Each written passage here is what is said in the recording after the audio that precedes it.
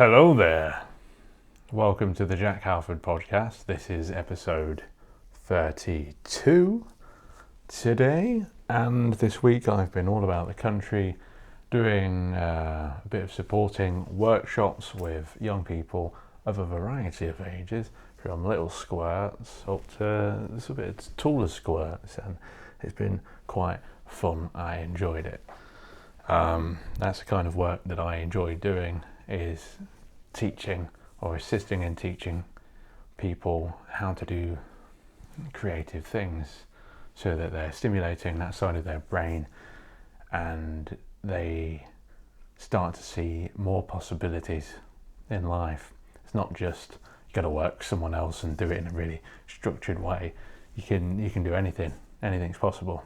And to do art is to use your imagination and to understand that yes, you can do anything. You can make anything happen from your mind on the canvas, on the piece of paper, or sculptural things, moving image, music, talking, singing. There's endless possibilities through the arts, and I think it helps with other subjects too, because you can combine everything together. I think it's very, very good. I do. I'd recommend to anyone who's an artist to get into some kind of teaching. I think it's a really, it's quite fun. I like it, especially like some of these kids. They crack you up. They're quite funny. I love it.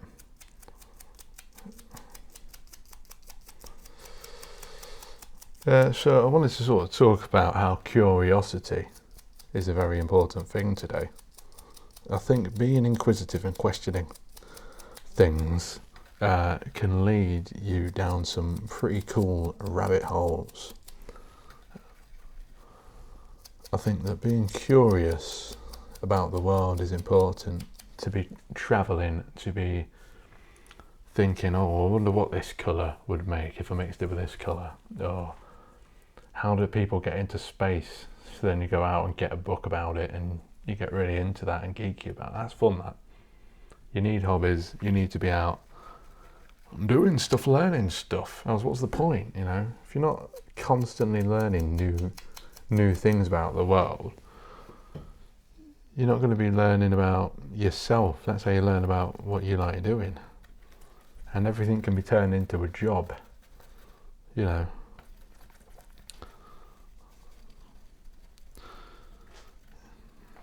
There's an incredible amount of different types of vocations, the different kinds of jobs you can get, earning money from as well. And if you really like it, it does not feel like you're working. It feels fun. You're learning from it. And if you like the people you're working with, it's the bee's knees. It really is. I think I've found what I like doing.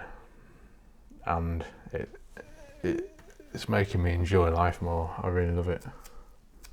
I like running, so I might even look into doing volunteering with events like that, or maybe starting a local running club or something, just for the fun of it. But that could also turn into paid work as well. You never know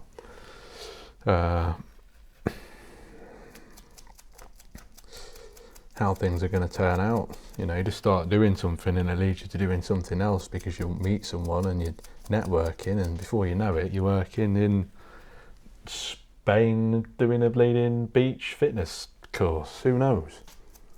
So I would say, be curious, do things, go out and explore and see what you like doing, and you never know where it's going to take you.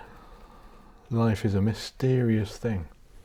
The future is unpredictable, and it's going to have its ups and downs. But I tell you what, if you are curious, it's going to have more ups and more than downs. It's going to have more ups and downs. Unless you're going downhill a lot, like literally going downhill. All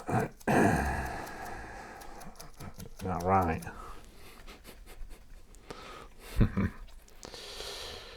Oh, I love this blue. It's like a ultramarine. I don't know what this is yet, but I'm sure I'll figure it out. This is the art of the style of painting that I do is kind of automatic. It's an automatic painting style. I just do it, and then it leads to finding faces and stuff. Someone commented the other day, they said they have a condition called pareidolia, and it's something that I've explored before with my abstract work, sort of semi-abstract work, looking for faces. And it's how I make these works. I create these sort of abstract paintings, and then I look for faces, and then I paint the faces in slightly. So you sort of have to work a bit to see them sometimes, but sometimes it's more obvious.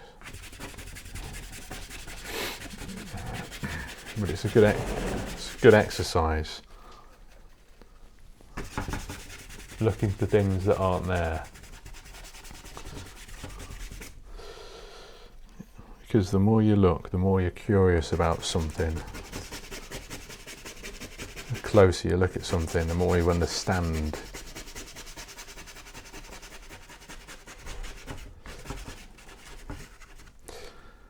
And it's the same with walking and commuting. You'll probably have your blinders up a lot of the time when you walk into work, and you don't notice a brilliant pattern on some kind of architectural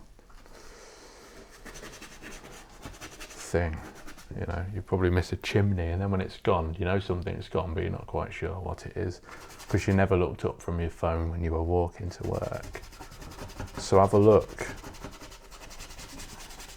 Force yourself to look more.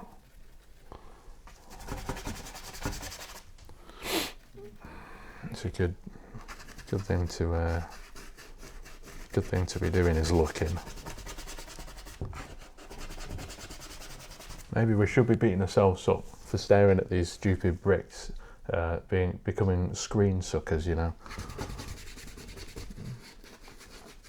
We should be beating ourselves up about that, and you know, try not to believe in. Because what good is that? You know, be social on it. Look for opportunities in events, and then go to them and be in the real world. Because else you'd be 80 years down the line, and you would have wasted your time just going on like that. What's that all about? A load of rubbish. Do you know what I mean? You know what I mean? Sausages. Absolute bloody sausages.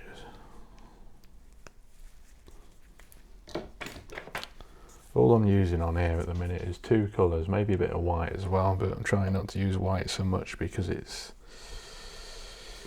I don't know, it's sort of cheating. Let's try and use all the colours and figure out how to make stuff lighter without white, which can be quite difficult once you've started to build up layers. Suppose you can use white to underpaint and then go over it with more colours using contrasting complementary colours to create certain effects.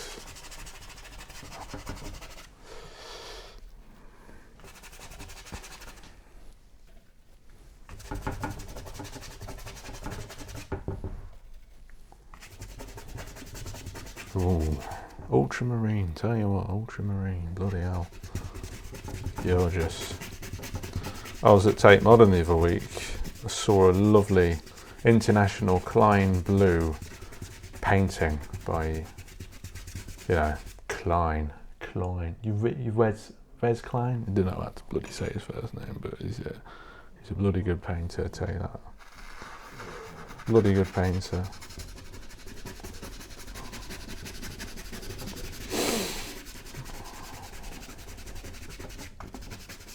One of the best painters about.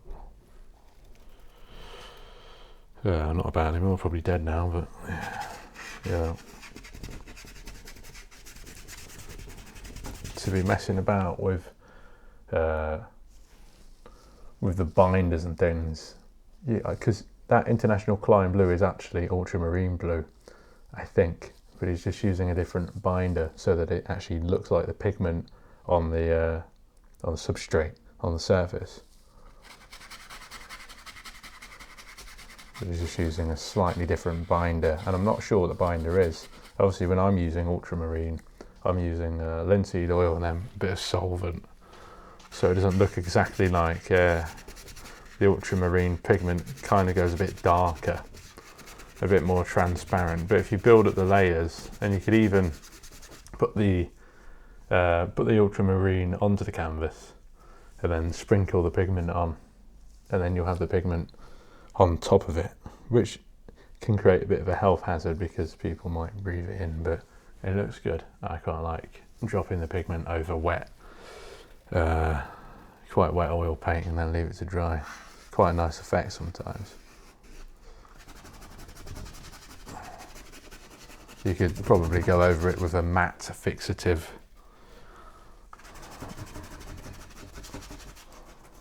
It's like a spray-on fixative.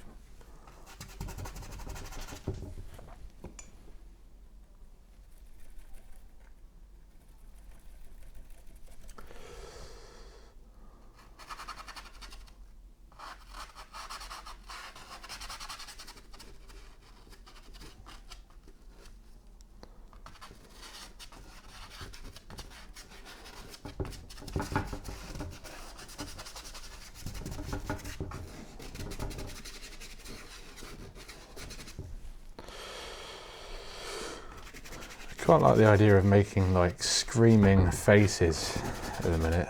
When I did this Scared to Death painting, which has been my most popular print on the website, a lot of people really did, it did resonate with a lot of people because it was about death and about grief, and everyone goes through that at some point. So I'm quite interested in making more sort of scream paintings, and I do like Edvard Munch, Monster Munch. So I might look at him a bit more because I do like his style, and I might do some studies of his work. I think it will help me to be able to create more expressive, figurative works, landscape works, because that's what I'm interested in doing, creating narratives, but still having the sort of colourful style that I'm doing at the minute, just sort of pulling these figures out a bit more, making them a bit more obvious, because then I can really start to weave narratives on the canvas, which is important because I think people like stories. They really do. Especially children. When I'm showing children paintings, I think they'd prefer to see something that's a bit more obvious in terms of figures. But I was working with some kids the other day, and we were making collages, and they were making sort of superheroes, and some of their superheroes, they don't look like people, but you can tell they're people. It's like they're quite primal images, like you'd get on like cave paintings. So I definitely think it's a natural thing for humans to create representations of visual representations of ourselves and tell stories through images. I think it's part of human nature. I think storytelling is definitely part of human nature. Sitting around a campfire and telling a story. It's really important that stories aren't lost and that we keep stories alive. There's a lot of stories that are just shared via,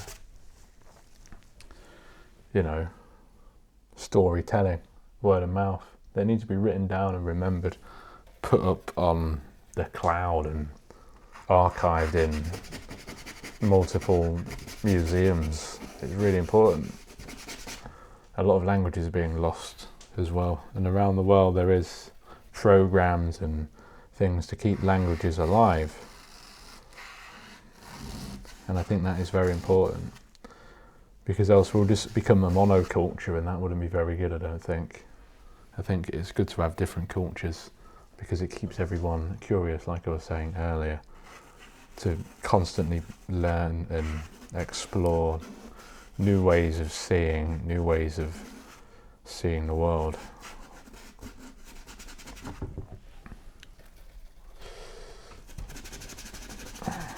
It's very important, especially when you're growing up.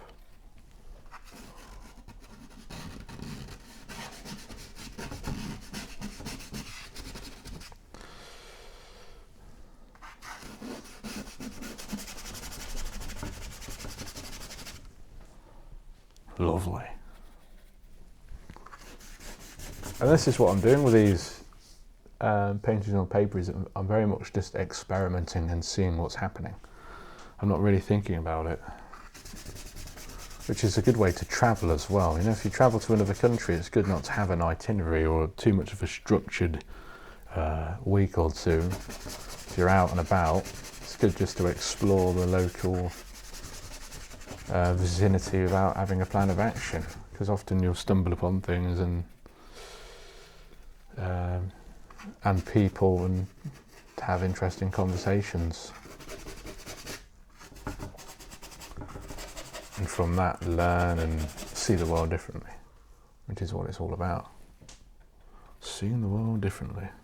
And that's what I'm writing about at the minute, hoping to get this publication I'm working on out by the end of the month, which I'm working on a little bit every day.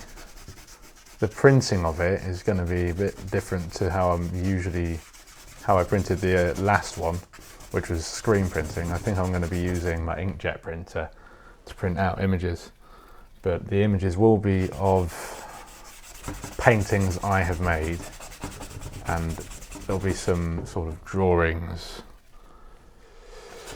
too, I think, sort of dotted around the text.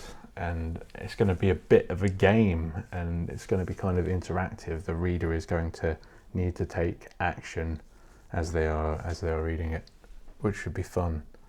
A bit of a game, because my goal is to help people see the world differently, and they're not going to be doing that through reading alone. They need to be doing sort of visual exercises to help them understand that yes, you can alter your state of mind. And when I'm saying that, I'm not talking about with drugs. I'm just talking about seeing the world differently in a more positive light, seeing that there is so much out there, seeing that there's a million possibilities and a million different paths you could take to get different outcomes, and you'll be happier if you can see all of the different possibilities. It could be overwhelming for there to be a lot of different paths, but I think it's important to know that there is, because life doesn't have to be black and white. It can be very bloody colourful, and that's beautiful. That beautiful. Bloody beautiful.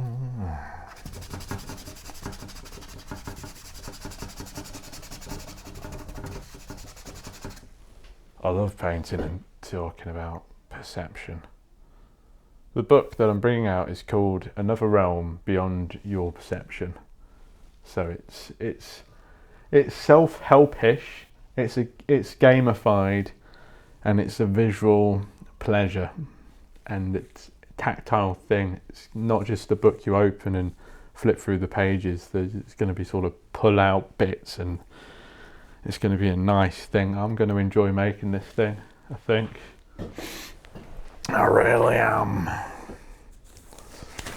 keep changing the way it looks, but that's again. I might have to bring out a second version of it because the first version is always a bit rough around the edges. But I think people like that.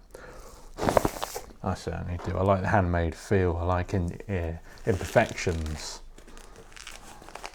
You know, I mean, some of the zines I've sent out, I'm sure I've penciled in some words that haven't quite printed right. But, you know, it's better than throwing it away.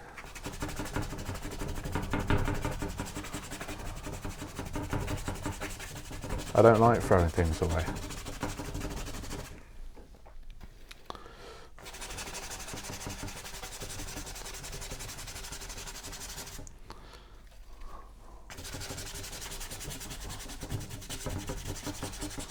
I'm becoming more of a sort of an environmentally conscious person, especially with the materials I use. I think it's quite good to try and limit the amount of new things you buy, and it makes you more creative and it produces better results when you have a limited amount of resources to use to make new work. You're going to produce more interesting results than a person with an abundance of materials and money to make something. They're not going to have to be creative, so they might not end up producing as good as work. It's going to look a bit more slick, maybe. Yeah, I think sort of a forced creativity is quite good. So if you can, just force it, even if you've got an abundance of money, to limit yourself and create a problem for yourself is a really good idea. It's like with the fitness as well, to really put yourself in a problem. You've got to run up a hill, it's difficult, but the more you do it, the better you get at it. It's the same with painting. Painting is a practice. The more you do it, the better you get at it. And you shouldn't really be saying better or worse, but you will see a development within your own practice, and you're getting better at weaving these stories or just painting a line. Sometimes I'll look at a line I've painted and I'll go, "Wow, look at that, that's a nice line, that." And a lot of people don't understand that, but a lot of painters won't understand what I'm saying. You know, "Well, that's a nice bit of a line, a nice mark." You know, when you see a patina on a car, or you own like a leather belt or a leather wallet and you see a lovely bit of wear on it, that's what I'm talking about when I say I like a certain mark. I like a certain pattern that I've created, and you get better at that the more that you do it. And the more that you observe the world around you, the more that you will understand how to represent it through painting and drawing, other types of image making. So if you want to do it, just keep doing it. It's a fun, relaxing thing to do. Sometimes it will go wrong. Go with that. Let it go wrong. Let the wrongness happen, because you never know. It might turn into something very interesting that's unexpected. That's how you develop. Going with the flow. Not trying to be making something perfect. It's great. Because there's no such thing as perfect. It doesn't exist. It really doesn't.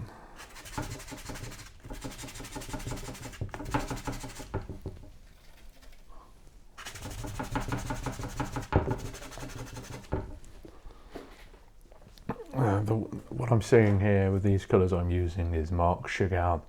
I saw a retrospective exhibition of their work when I went to Paris, and the exhibition had just opened and I couldn't bloody get around to see the work because it was the first day or the second day. Everyone was standing in front of things and really having a look, and I couldn't get a good stare at anything. You know the bloody French. You know, trying to get, I'm sure if I knew a bit of French, I could have Francais them a munch too, but, I didn't really understand how to say petit pois, so Yeah, there you go. Grassy ass. Grassy ass.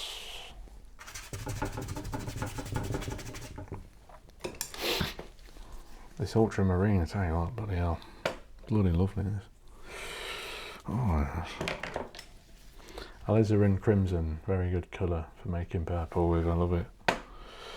When I'm making orange, I prefer to use cadmium red, which is not red at all, it's more orange, I think, anyway. And I was having a chat with my mate, who's a painter who uses a lot of brown, and I was telling her, this ain't red, this is orange. You get it? But I suppose orange is a type of red. But when I think of red, I'm thinking of crimson. It's sort of a blood colour. It's great for creating flesh tones, well, for white people. But I suppose for black people as well, you could, because it's something you'd mix with other colours to make the flesh tone. You can make it darker. I suppose I'd mix it with some kind of burnt brown colour to make it darker, and then you just create highlights to make it look even darker, and create, because colours look different when you put other colours next to them, you see. And this is why you must experiment and always be making work and just be as prolific as possible, because then you'll learn what colours work with each other, and it will just become an automatic thing you do, and then you're not really thinking about it, you just do it and you get the work done. And that's the best way to be in that flow state. Flow states. Flow state. Flintstones, it's the Flintstones. Flintstones, it's the Flintstones. Down, down, down, down, down, down. Flintstones. There you go. Lovely. Red and blue. What a brilliant combination for a painting.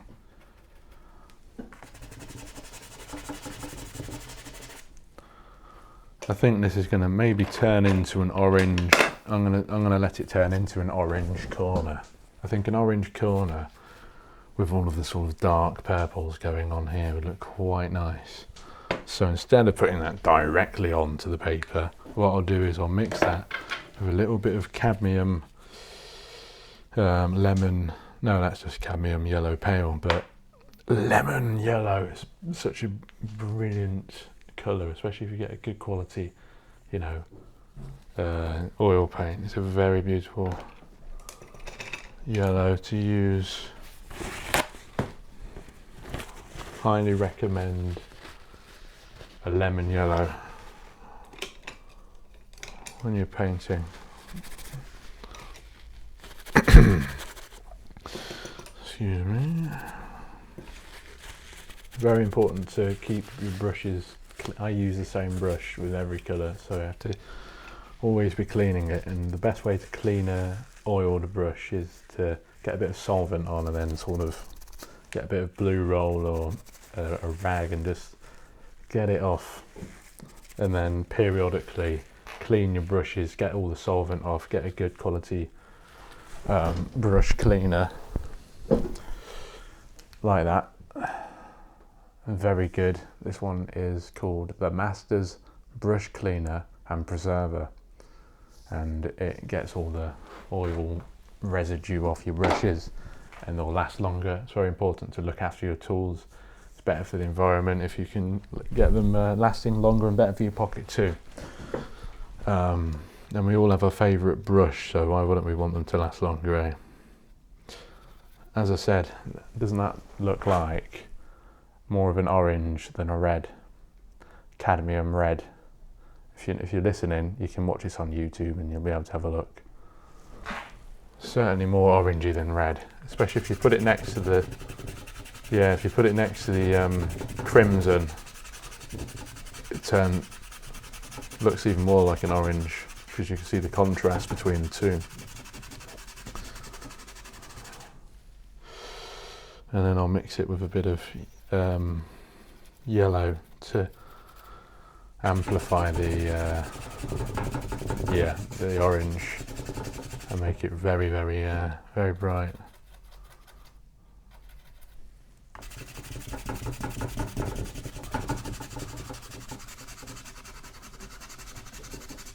There we go.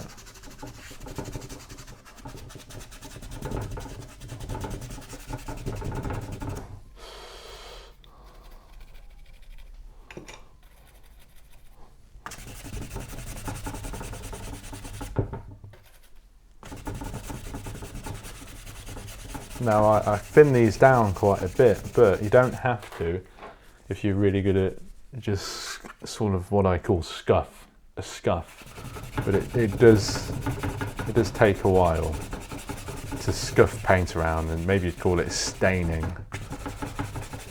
And this paper is very good. It's by Arches, and it's specifically made for oil painting. You don't have to prime it. It's like sized, and you can really scuff the paper, and it is absolutely fine. It's like painting on linen or canvas that's been primed.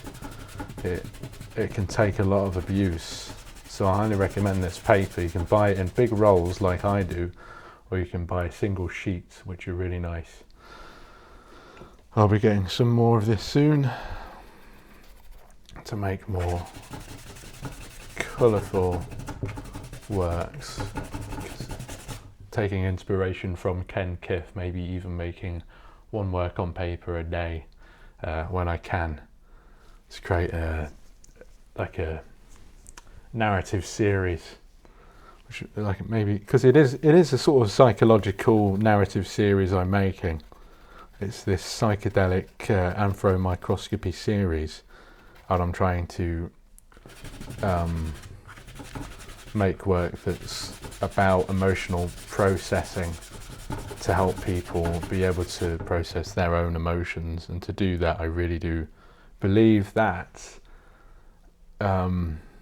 making it more figurative is going to help, because it's quite hard to look at an abstract painting and say this means that means this. And I've talked to other artists about it, and they're going to disagree because they make abstract paintings. But if you talk to the majority of people, I don't think they're going to get it. They're just going to be like, that looks nice. So I think, I'm quite hard line on this now. Figurative work is where it's at to create stories. It's much harder to do it. I'm not sure it's impossible, but it's certainly not as relatable to the majority of people through abstract painting. And what I'm trying to do is to be able to relate to more people, not just painters and artists, but the general population of the world. To be a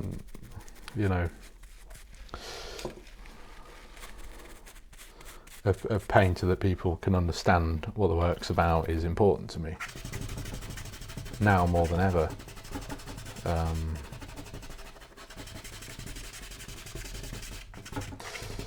Yeah.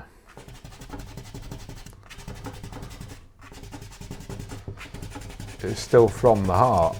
It's still 100% what I want to be making. I'm just trying harder to really help people understand the work. Just like a storyteller or an author would want the reader to really understand what he's saying. By constantly developing the writing style and editing and restructuring what they're making. I'm doing that with my painting to really try to create a visual language that people can relate to all over the world. I think using a visual format is going to be it's a universal language. So anyone from anywhere in the world could look at it and get what I'm trying to say. Whereas with the written word, you really do need to understand the language. you can get translations, but there's words in other languages that don't translate into English because they're so specific. But with painting, I think it's a very good way of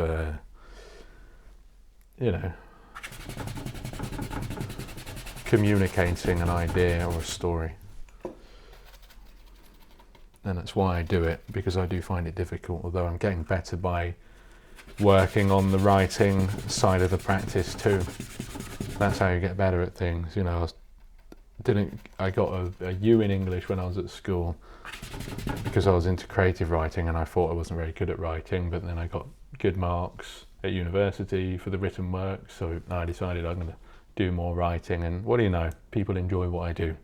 So if you just got your GCSE results and you think you're not very good at something, it's really not a mark of how good you are at something. It's more of a mark of how mediocre you are. How much can you be the same as everyone else and do the things they tell you to do, rather than being a creative like myself or lots of other people that have earned lots of money and have renowned works of art in various museums. They got chucked out of school for maybe not playing to the rules, but so do a lot of very successful people. They're made for greater things. They're not made to be sitting around trying to get the answers right. They're looking for new answers and new ways of saying things, and that's when you get breakthroughs in art, in science. Someone is not playing by the rules, they find a cure for a disease. So you really need people that don't play by the rules. It's important. This is why you need creativity on the curriculum.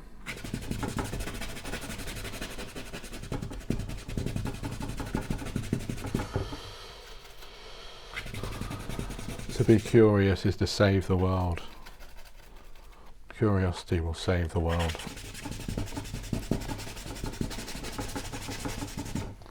It will.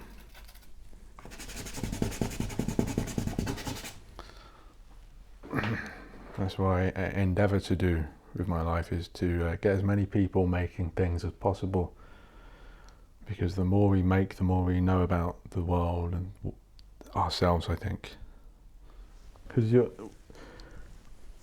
inspiration finds you working, and it's not the kind of work, it's not menial jobs, although it can be.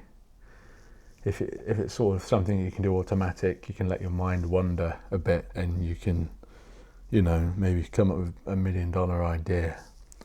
But doing this kind of thing and getting in the flow, I think will be even better catalyst for some really good ideas that will change the world. So the more people that we can get doing things like this, the better, especially young people, especially children.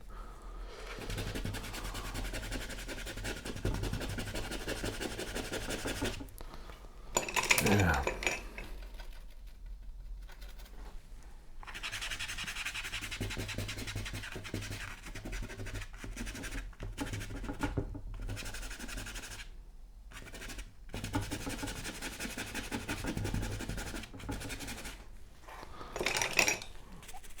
Clean your brush, clean your space, create a clearer mind.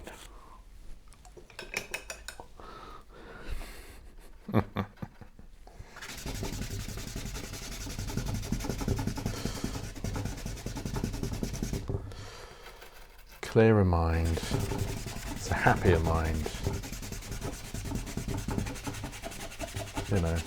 Meditate.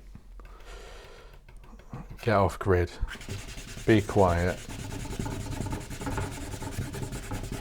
solitude, up a hill, not really thinking about anything at all. And then something will come to you, something pretty fascinating. Maybe, or maybe not, who knows. Right, I'm quite happy with it, the way this is going right now. Let's put some darker bits of red in there, create some little patterns where I'll be able to start seeing things spring out at me to create stories. Just as the surrealists would have put a mixture of random words in a hat to then pull them out and create sentences to then make paintings about, I just make the paintings and develop them. And it's kind of a similar process because it's a random. It's very random to start with, and then it develops. But if you are stuck, that's a good exercise to do, is to write down a lot of random words, put them in a hat, stick them out, and then try to create a story, or draw it, or paint it. For instance, René Magritte made a bottle turning into a carrot, and it was a very good painting. And so sort of hyper realistic. You could really imagine that being a real object. It does actually look like he's painted it from life, which I love.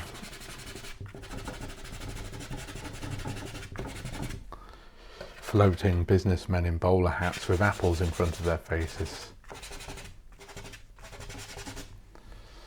You know, René Magritte, what a fantastic artist.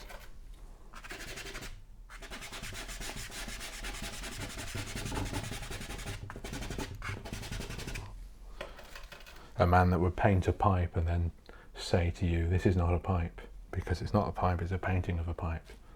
To understand what is real and not real is important, but is anything really real? Are we in a simulation? It's something that I find quite scary to think about sometimes, but we might well be, which is just another reason why you shouldn't be afraid to try new things and go for things, because life is short and it might well be a simulation. Who bloody knows? No one really knows for sure, do you?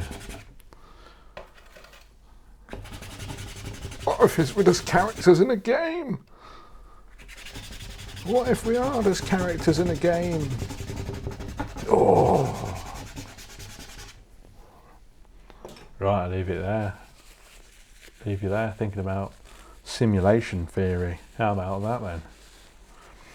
I'll see you next week when I'll be talking about something similar or something completely different.